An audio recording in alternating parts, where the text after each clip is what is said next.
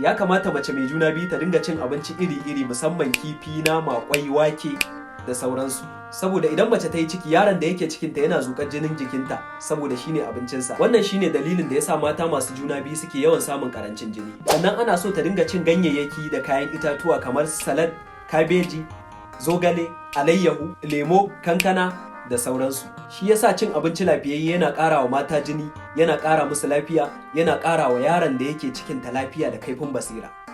Idan kana buƙatar abin da nake yi ko kuma abin da nake yi ya burge ka, ka danna subscribe.